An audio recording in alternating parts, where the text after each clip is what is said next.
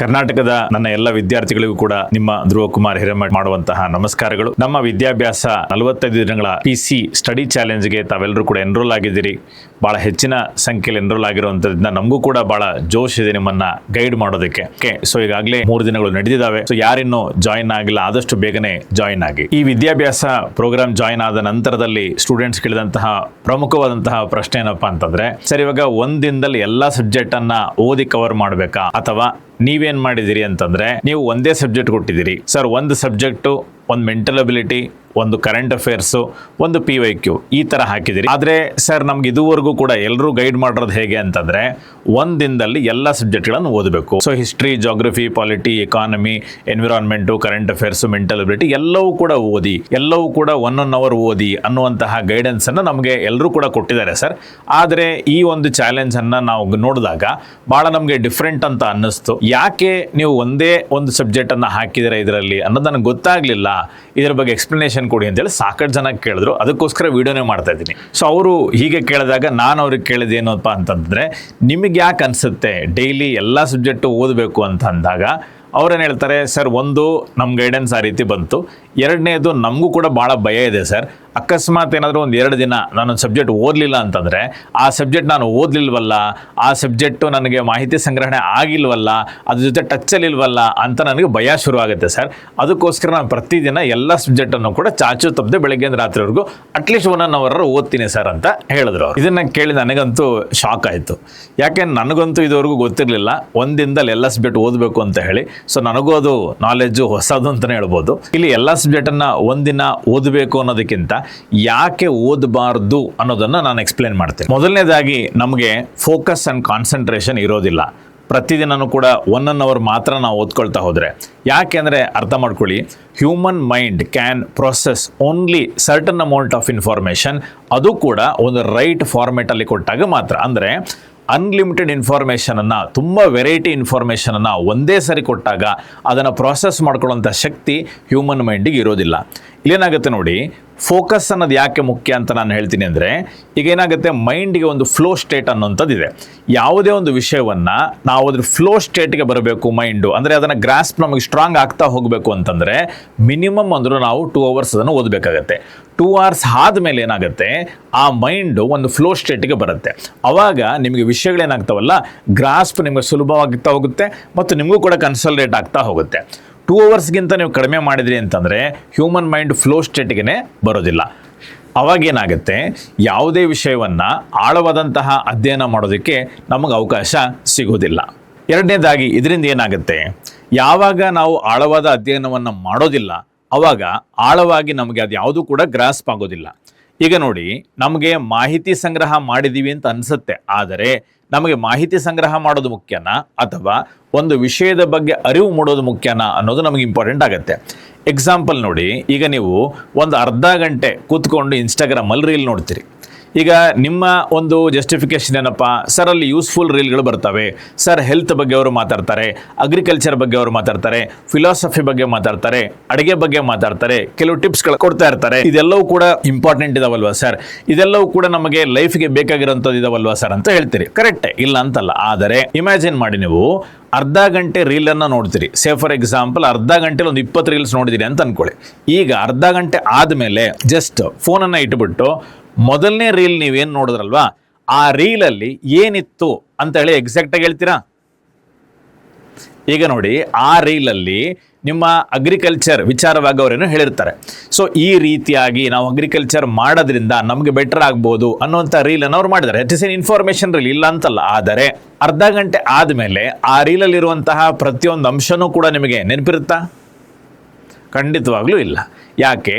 ಈಗ ನಾನು ಅಗ್ರಿಕಲ್ಚರ್ ಬಗ್ಗೆ ರೀಲ್ ನೋಡಿದೆ ಅನ್ನೋದು ನನಗೆ ನೆನಪಿರುತ್ತೆ, ಬಿಟ್ಟರೆ ಅಗ್ರಿಕಲ್ಚರ್ ರೀಲಲ್ಲಿ ಎಕ್ಸಾಕ್ಟ್ಲಿ ಏನಿತ್ತು ಅನ್ನೋದು ನನಗೆ ನೆನಪಾಗೋದಿಲ್ಲ. ಯಾಕೆ? ಸಫಿಷಿಯಂಟ್ ಅಮೌಂಟ್ ಆಫ್ ಫೋಕಸ್ ಮತ್ತು ಸಫಿಷಿಯಂಟ್ ಅಮೌಂಟ್ ಆಫ್ ಕಾನ್ಸಂಟ್ರೇಷನ್ ಅಂತ ನಾವು ಆ ರೀಲನ್ನು ನೋಡಿರೋದಿಲ್ಲ. ನಾವು ಮಾಹಿತಿ ಸಂಗ್ರಹಣ ಮಾಡುವಂತಹ ಕೆಲಸವನ್ನ ಮಾಡ್ತಾ ಇರ್ತೀವಿ. ಆದರೆ ಎರಡನೇ ರೀತಿಯಲ್ಲಿ ಹೇಳ್ತೀನಿ, ಈಗೇನ್ ಮಾಡಿ, ನೀವು ಒಂದೇ ರೀಲ್ನ ನೋಡಿ, ಅಗ್ರಿಕಲ್ಚರ್ ರೀಲನ್ನು ನೋಡಿ, ನಿಮ್ಮ ಫೋನನ್ನು ಇಟ್ಟುಬಿಡಿ, ಏನು ನೋಡಿದಿರಿ ಅದನ್ನ ಒಂದ್ಸರಿ ಬರೀರಿ. ಆ ಮೇಜರ್ ಪಾಯಿಂಟ್ಸ್ ಏನಿದೆ ಅದನ್ನು ಬರೀರಿ. ಎರಡನೇದಾಗಿ ಅದ್ರ ಬಗ್ಗೆ ಸ್ವಲ್ಪ ವಿಚಾರ ಮಾಡೋಕೆ ಶುರು ಮಾಡಿ. ಹೌದಾ, ಇವ್ರು ಹೇಳಿದ್ದು ಸರಿನಾ? ನಾನು ನೋಡಿದ್ರೆ ನಮ್ಮ ಹೊಲದಲ್ಲಿ ಈ ರೀತಿ ಮಾಡ್ತಾ ಇದ್ದೆ, ಇವ್ರು ಈ ರೀತಿ ಹೇಳ್ತಿದಾರಲ್ಲ, ಇದು ನಿಜವಾಗ್ಲೂ ವರ್ಕ್ ಆಗುತ್ತಾ, ಇದನ್ನ ನಾನು ಟ್ರೈ ಮಾಡಬೇಕು, ಸೊ ಬೇರೆಯವ್ರು ಕೂಡ ಹೇಳಬೇಕು ಅನ್ನೋ ವಿಚಾರ ನೀವು ಜಸ್ಟ್ ಅದನ್ನ ಇಮ್ಯಾಜಿನ್ ಮಾಡೋದಕ್ಕೆ ಶುರು ಮಾಡಿ. ಈಗ ಇಟ್ಬಿಡಿ. ನೆಕ್ಸ್ಟ್ ಒಂದು ಅರ್ಧ ದಿನ ಬಿಡಿ. ಅರ್ಧ ದಿನ ಬಿಟ್ಟ ಮೇಲೆ ಮತ್ತೆ ಆ ಅಗ್ರಿಕಲ್ಚರ್ ರೀಲ್ ಬಗ್ಗೆ ನಾನು ಏನು ನೋಡಿದ್ದೆ ಅನ್ನೋದನ್ನು ನೆನಪಿಸ್ಕೊಳ್ಳೋಂಥ ಪ್ರಯತ್ನವನ್ನು ನೀವು ಮಾಡಿ. ಈಗ ನೆನಪಿಗೆ ಬರುತ್ತಾ? ಬಂದೇ ಬರುತ್ತೆ. ಯಾಕೆ? ನೀವು ಅದರಲ್ಲಿ ಇನ್ವಾಲ್ವ್ ಆಗಿದ್ದೀರಿ, ಅದಕ್ಕೆ ಸಫಿಷಿಯಂಟ್ ಅಮೌಂಟ್ ಆಫ್ ಟೈಮನ್ನು ಕೊಟ್ಟಿದ್ದೀರಿ, ನೀವು ಆಕ್ಟಿವ್ ಲರ್ನಿಂಗನ್ನು ಮಾಡಿದ್ದೀರಿ ಅಂತ ಅರ್ಥ. ಸೊ ನೀವು ಒಂದು ಸಬ್ಜೆಕ್ಟನ್ನು 1 hour 1.5 hour ಅಷ್ಟೇ ಓದಿದಾಗ ಸಮಸ್ಯೆ ಏನಾಗ್ತದೆ, ನೀವು ಪ್ಯಾಸಿವ್ ಲರ್ನಿಂಗ್ ಮಾಡ್ತಾ ಇರ್ತೀರಿ. ಅಂದರೆ ಮಾಹಿತಿ ಸಂಗ್ರಹಣೆ ಆಗ್ತಾ ಇದೆ, ಅರ್ಧ ಗಂಟೆ ರೀಲ್ಸ್ ನೋಡ್ದಂಗೆ ಅದು ಅರ್ಧ ಆಗ್ತಿದೆಯಲ್ಲ, ಒಂದು ಇಡೀ ದಿನ ಓದ್ತೀರಿ. ಆದರೆ at the end of the day ನಾನು ಏನು ಓದಿದ್ದೀನಿ ಅನ್ನೋದು ಎಕ್ಸಾಕ್ಟ್ಲಿ ನಿಮಗೆ ನೆನಪಾಗಲ್ಲ. ಯಾಕೆ? ನೀವು ಆ ಸಬ್ಜೆಕ್ಟ್ ಜೊತೆಗೆ ಇವತ್ತಿನ ದಿನ ಸಫಿಷಿಯಂಟ್ ಅಮೌಂಟ್ ಆಫ್ ಟೈಮನ್ನು ಕಳೆದಿಲ್ಲ. ಸೊ ಯಾರು ಸಫಿಷಿಯಂಟ್ ಅಮೌಂಟ್ ಆಫ್ ಟೈಮನ್ನು ಆ ಸಬ್ಜೆಕ್ಟ್ ಜೊತೆಗೆ, ಆ ಟಾಪಿಕ್ ಜೊತೆಗೆ ಕಳೀತಾರೆ, ಅದನ್ನು ಆಕ್ಟಿವ್ ಆಗಿ ಓದ್ತಾರೆ, ಅವರು ಮಾತ್ರ ಆ ಒಂದು ಸಬ್ಜೆಕ್ಟನ್ನು ಗ್ರಾಸ್ಪ್ ಮಾಡ್ಕೋತಾರೆ. ಯಾಕೆ ನೋಡಿ, ಎಷ್ಟೋ ಜನ ಸ್ಟೂಡೆಂಟ್ಸ್ ಬಂದು ಹೇಳ್ತಾರೆ, ಸರ್ 1 ತಿಂಗಳು ಕೂತ್ಕೊಂಡು ಭಾಳ ಕಷ್ಟಪಟ್ಟು ಓದಿದೆ ಸರ್, ದಿನಕ್ಕೆ 12 ಅವರ್ ಓದ್ತಾ ಇದ್ದೆ, ಆದರೆ ಟೆಸ್ಟ್ ಅಂತ ಬಂದಾಗ ನನಗೆ ಮಾರ್ಕ್ಸ್ ಸ್ಕೋರ್ ಆಗ್ತಾ ಇಲ್ಲ ಸರ್, ಇವಾಗ ಟೆಸ್ಟ್ ಅಲ್ಲಿ ಯಾಕೋ ಮರ್ತೋಗ್ದಂಗೆ ಆಗ್ತದೆ ಸರ್, ಕರೆಂಟ್ ಅಫೇರ್ಸ್ ಅನ್ನ ಬಹಳಷ್ಟು ನಾನು ಓದಿದೆ ಆದ್ರೆ ಯಾವುದು ನೆನಪಾಗ್ತಲ್ಲ. ಯಾಕೆ?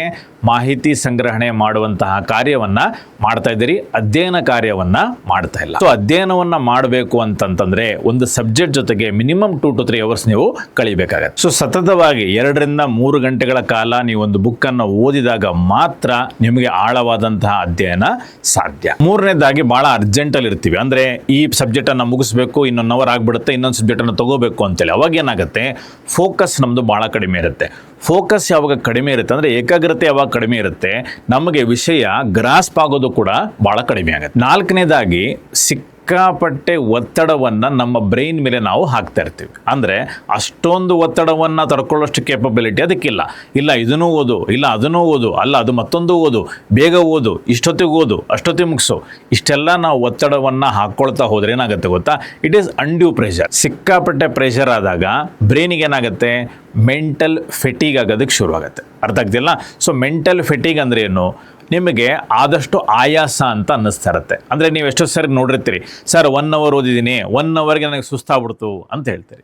ಸೊ ಇದನ್ನು ನಾವು ಮೆಂಟಲ್ ಫೆಟೀಗ್ ಅಂತ ನಾವು ಹೇಳಿ ಕರಿತೀವಿ. ಸೊ 1 hour 2 hour ಓದಿದ್ರೆ ಯಾರಿಗೂ ಕೂಡ ಸುಸ್ತಾಗಲ್ಲ. ಆದರೆ ಯಾಕೆ ಸುಸ್ತಾಗ್ತಾ ಇದೆ, ನಾವು ನಮ್ಮ ಮೇಲೆ ಬೇಡದೇ ಇರುವಂತಹ ಒತ್ತಡವನ್ನ, ಅಂಡ್ಯೂ ಪ್ರೆಷರ್ ನಾವು ತಗೊಳ್ತೇವೆ. ಸೊ ಯಾಕೆ ಬ್ರೈನ್ಗೆ ಪ್ರೆಷರ್ ಉಂಟಾಗುತ್ತೆ ಅನ್ನೋದನ್ನು ಕೂಡ ನಾವು ಗಮನಿಸೋಣ. ಈಗ ನೋಡಿ, ಒಂದು ದಿನದಲ್ಲಿ ನೀವು ಬೇರೆ ಬೇರೆ ರೀತಿಯಾದಂತಹ ಸಬ್ಜೆಕ್ಟ್ಗಳನ್ನು ಓದ್ತಾ ಇರ್ತೀವಿ. ಇಲ್ಲೇನಾಗುತ್ತೆ, ಬೇರೆ ಬೇರೆ ಸಬ್ಜೆಕ್ಟ್ಗಳು ನಿಮ್ಮ ಬೇರೆ ಬೇರೆ ಸಾಮರ್ಥ್ಯವನ್ನು ಟೆಸ್ಟ್ ಮಾಡ್ತಾ ಇರ್ತವೆ. ಈಗ ಬ್ರೈನ್ಗೆ, ಹ್ಯೂಮನ್ ಬ್ರೈನ್ ಎಷ್ಟು ಎವಾಲ್ಡ್ ಇದೆ ಅಂತಂದ್ರೆ ನಮಗೆ ಬೇರೆ ಬೇರೆ ರೀತಿಯಾದಂತಹ ಸಾಮರ್ಥ್ಯಗಳನ್ನು ಕೊಟ್ಟಿದ್ದಾರೆ. ಈಗ ಎಕ್ಸಾಂಪಲ್, ಮೆಂಟಲ್ ಅಬಿಲಿಟಿ ಏನನ್ನ ಟೆಸ್ಟ್ ಮಾಡುತ್ತೆ, ನಿಮ್ಮ ಕ್ಯಾಲ್ಕುಲೇಷನ್ ಅಬಿಲಿಟಿ, ನಿಮ್ಮ ಲಾಜಿಕಲ್ ಥಿಂಕಿಂಗ್ ಅನ್ನ ಟೆಸ್ಟ್ ಮಾಡುತ್ತೆ. ಈಗ ಹಿಸ್ಟ್ರಿ ಅಂತ ಸಬ್ಜೆಕ್ಟ್ ಏನ್ ಟೆಸ್ಟ್ ಮಾಡುತ್ತೆ, ನಿಮ್ಮ ಮೆಮೊರಿಯನ್ನ ಟೆಸ್ಟ್ ಮಾಡುತ್ತೆ.